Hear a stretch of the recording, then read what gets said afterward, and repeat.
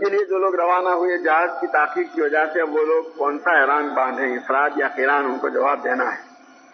اس لیے چند ہفتوں سے مسائل پوچھے جاتے ہیں.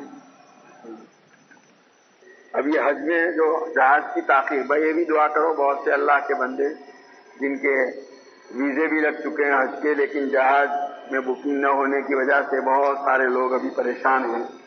ان اللہ تعالیٰ سب بندوں کے لیے بکنگ کرا دے اور عافیت کے ساتھ وہ پہنچ جائیں اور وہ حج میں جائے اس کو.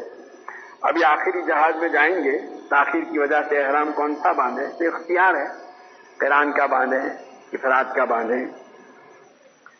ویسے ہمت ہو تو قران کا باندھنا مناسب ہے، وقت بھی کوئی زیادہ دن احرام رہے گا نہیں. اتنا ہے کہ بالکل وہ مثلا جو 17 کو یعنی پیر کے روز جا رہے ہیں، تو پیر کو روز کون سی تاریخ ہوگی ہماری اسلامی؟ آج کون سی ہے؟ 4.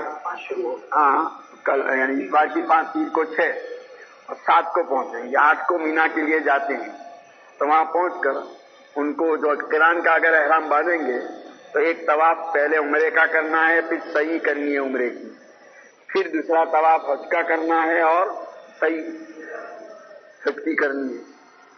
اب ہمت والے ہیں، نوجوان ہیں، اس وقت بھیڑ بھی زیادہ ہوتی ہے.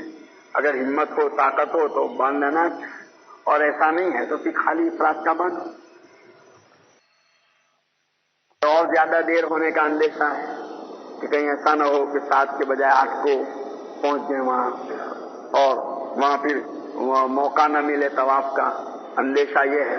اس صورت میں افراد کا باندھ دیا جائے. ویسے افراد کا باندھنے کی صورت میں بھی مکہ مکرمہ پہنچ کر طواف تو کرنا ہے، طواف قدوم جو سنت ہے، لیکن خدا نہ کہ اگر وہ چھوٹ بھی گیا تو اس کی وجہ سے کوئی دم نہیں ہے، اور اگر سیدھے جانے کی نوبت آئی تو کوئی خطرہ نہیں رہے گا. تو بہرحال جیسی جس کی ہمت ہو اس کے مطابق کریں.